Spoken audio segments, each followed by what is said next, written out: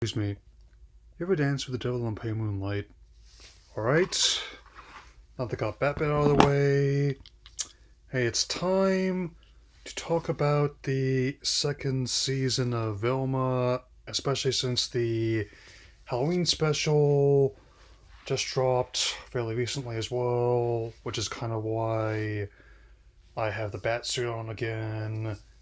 And but before I get into all of those shenanigans with sexy results, I made sure to watch every single episode up to this point before then, and which is a lot to get into. So, with that in mind, it's definitely time once again for me to do the voodoo that I do so well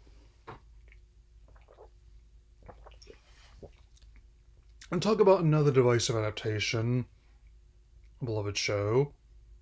So, with that being in mind, let's get this started since the show picks up roughly where the first season left off. So, might as well start with episode. First few things is the first episode of season 2 establishes the mystery of teen romance, as it's called, so to speak, where we have now manifesting ghosts in play. Okay, so there's that. And with that in mind, we also have more people dying and being given the Lorena Bobbitt special in the process. Much like the Nihilists and the Big Lebowski, this time the killer is cutting off their, not only targeting males, but also cutting off their Johnson as well. And as if there weren't enough subplots already that were carried over from the first season, and since now Norville is having visions, and there's a race for sheriff, since the first one is just down there. So let's just say that on and off screens will be Long Halloween for the next 30 days or so. But like my outfit, I came prepared, so let's continue.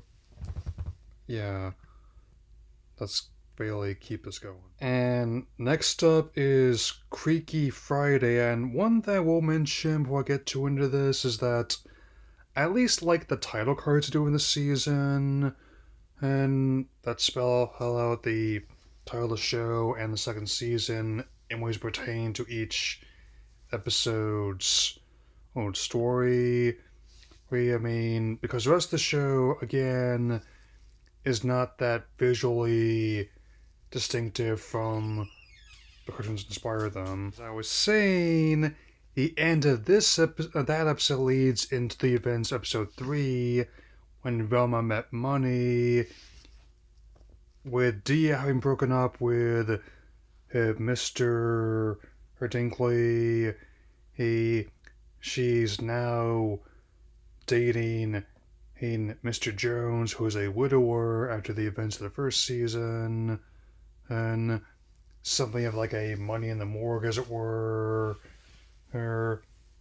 And yeah, I'll always say this: as someone whose situation is improving a bit from where they were this time 4 years ago, despite even, I'll just say that my habits have not changed that much. I may not have been able to get like the grapnel gun or the batarang, but the suit definitely comes out quite nice, as do the box. Yeah, which also leads us after like a mishap at the science fair into episode 4 of the season, entitled, oh, shall we say, a seance. I mean, basically, it's like they mash together the Breakfast Club and I guess as the craft. I have to mean, I don't know. This was also apparent in the last season as well, where people still dress like it's the 60s or 70s. There's all the cars like from that time frame as well. Oh, but they have smart devices and also among other kinds of pop culture goings on as well. Then again, I'm trying not to be too harsh, even with the discourse around the show, as I can have the title character in multiverses, having a scrap with the Powerpuff Girls, Wonder Woman, and Harley Quinn, and that can still be like a typical scenario in a given afternoon. And yeah, it does seem like I'm speedrunning this in the show's second season, because I kind of binged the whole thing to make sure all the details correct. And if you're not into it, that's okay. You're not missing a whole lot if you haven't seen it, if I'm being completely honest. Which will become very apparent as we reach a halfway point in the show, second season. Okay, episode 5, Burning Woman, as the sheriff's race is ahead, they start accusing a new character of witchcraft, which will only get even sillier and more absurd as we go on. But for now, it results in some MRAs he's holding like a pantless protest that's throughout the entire town because of the aforementioned and hot dog cutting. I mean, well, that's only marginally more closed than people wear the real Burning Man, and that's usually because they might have consumed something there. I mean, because just wondering when Dead Mouse's set starts, I mean, hurts, but still, they do determine that the initial suspect they had is not the killer who's after their bratwurst either. It just gets more and more awkward from there, especially even by the standards of the current state of adult animation, and even among the ones that have riffed on Hanna-Barbera's over, it's definitely not really doing anything I haven't seen before. I mean, it's not that I think it goes too far. I'm still one of those guys that don't think it goes far enough. I mean, again, and C-Lab made the station blowing up a running gag, with the first instance being when they were basically hit by the militant wing of the Federal Communications Commission, dropping the hammer on the place for the captain's pirate radio setup. Yeah, it was that kind of silly. Episode 6, Private Benjamin, and where they find out more and more details on Project Scooby with a reluctant aid from Dawn. It turns out how that they had even more experiments conducted, and apparently the reason why they could not outuse the Great Dane we know and love was because the higher-ups vetoed the idea. Yeah, so, well, let's just say that I did kind of get my guess about them getting a dog, just not in the way I expected or hoped. I mean, let's just say that it's going to be one mutant that you will not be seeing the Multiverse Saga anytime soon. No, sir. Episode 7, Female Utopia. Yes, I'm well aware of what the acronym spells out, but that's not even the most profane thing I'm going to be dealing with in the show. Not by a long shot, especially given once it's dropped. Anyway, as the title character and other ladies in town are temporarily cordoned off until they determine who the killer is in the mines, they try to determine when who done it with all the clues at disposal. Or, they know that one, they're cutting off Peoples Johnson's, and two, they're connected to Project Scooby, and not just because of the new character's more fluid kind of dynamics.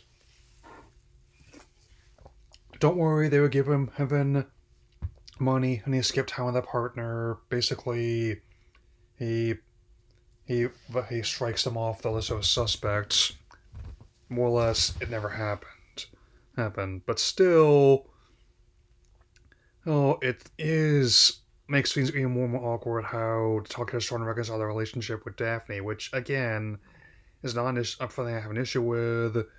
Heck, I hate to be that guy, but some of my favorite versions of the character are ones like that dated Daphne in the past, but still, it's only going to get more absurd from here, folks. Episode 8, Amon Hunt. Oh yeah, it took me just now to realize that in this continuity, Velma's father's named Amon, and turns out that he's actually the prime suspect in all the people dying, which also happened to coincide with the field trip to Sacramento.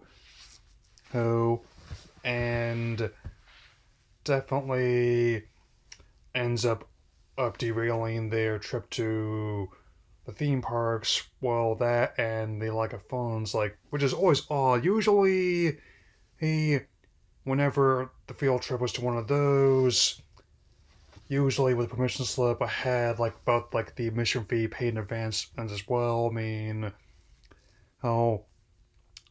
either when the check clears or when the cash is just right there, included with the slip. So there's that to prevent that kind of stuff. And they end up popping a tire on the way back. Heck, the bus crashes and Velma is kidnapped. And the one who does it, well, let's just say that it's pretty bad, even as someone who isn't as hard in the show as other people are. Episode 9, The Real Villain, and while at first it seems that Uncle Scooby was an alias for Amon's mistress, it seems that Product Scooby's experiment led to this continuity's variant Scrappy-Doo, who is a mutant, and that they put the brain inside the dog of, and as if to say, my wish for the heroes get a dog after last season got granted by the cursed monkey's paw, so to speak. And I know that Scrappy is an easy target, as is this show's variant of the child character, but this actually gonna be contributing to other issues I'll be addressing in the next episode, as well as the now new Halloween special. And it's honestly, to me, it just breaks one sense of disbelief. And what I'm about to discuss in the next one, if people want to say this redeems him, I'm not going to try and stop them from claiming otherwise. I'm just going to say it didn't do a whole lot for me, if that makes sense to you all. Episode 10, Till Death. No relation to that cheesy sitcom with Brad Garrett in it. It's in that part of marriage where Dia and Mr. Jones officially deciding to wed, as if to say, yes, Mr. Jones, a new kind of marriage. And Scrappy makes his move against Velma again, and even with the balcony, he falling getting gashed like that, I still maintain it's nothing I haven't seen whenever Shaggy uses 1% of his power. Having to cross fists with Beetlejuice and Batman multiverses, and also, this causes Velma, who had been skeptical of manifestation throughout the whole season, to become a ghost because why the heck not? Which also leads into what just dropped. This Halloween special needs to be more special, and for what it's worth, I'm just gonna speed a heat run on that one the best I can, once I have this entire season. Basically, Halloween night is their one chance to try and resurrect Miss Dinkley. And also happens to coincide with not only a sexy party in the graveyard, where I've heard that one before, but also involves the Black Knight ghost, the very first case took on in the original show from the 60s. Who was apparently an actual ghost in this one. I won't get into much detail because it's pretty gross. I will simply say for the record, to paraphrase Poe Dameron, that somehow Velma Dinkley has returned. Also, don't think Saweetie cameoing will be any more dated than the times that Mama Cass or Sonny Bono did. Too soon? Also, I do believe that sexy outfits can coexist with my batsuit whenever I didn't decide on going as this year. Next year, the choices I might have might be a Jedi or a Pokemon champion, but that's the point right now. I'm going to finish drinking this and finish talking about this episode in one go as soon as I have.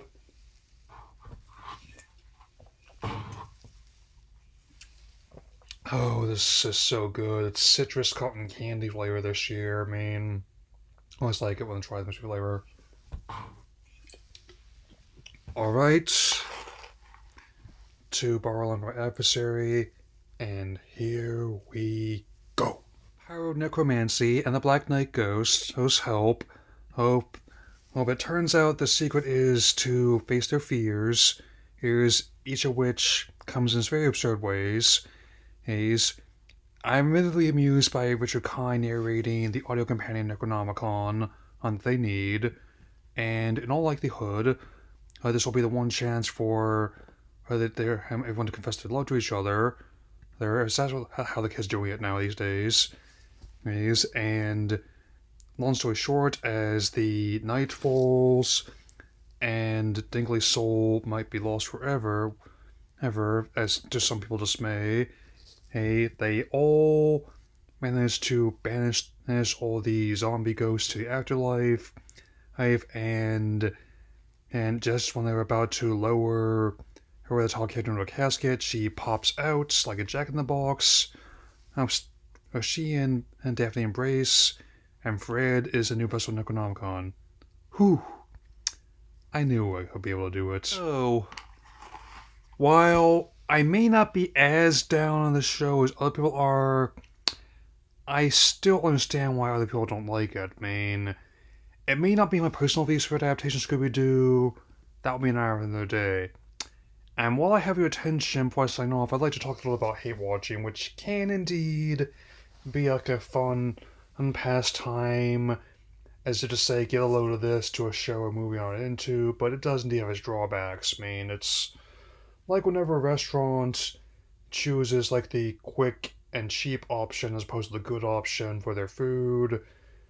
They don't really keep track of how many actually like what they serve. They just see that their numbers in the black and say, yeah, we can keep making this the way we do need to. We don't need to actually make our recipes that tasty and nutritious. We can just keep making these Frankenfood monsters. it's the same new entertainment. It's arguably even more key here. I mean, so unless you want to keep this as running as long as other incarnations, then you don't have to watch this. I definitely can guarantee you that. And let's just say the suit was definitely built to take like those kind of shots, to say the least. Yes, and thankfully, I'll also be talking about my actual favorite incarnation of the show, and also I'll be talking much more pleasant event series, which is currently in progress, with a new episode coming tomorrow. That'll be all for now, and I will see you all again soon, fellow detectives.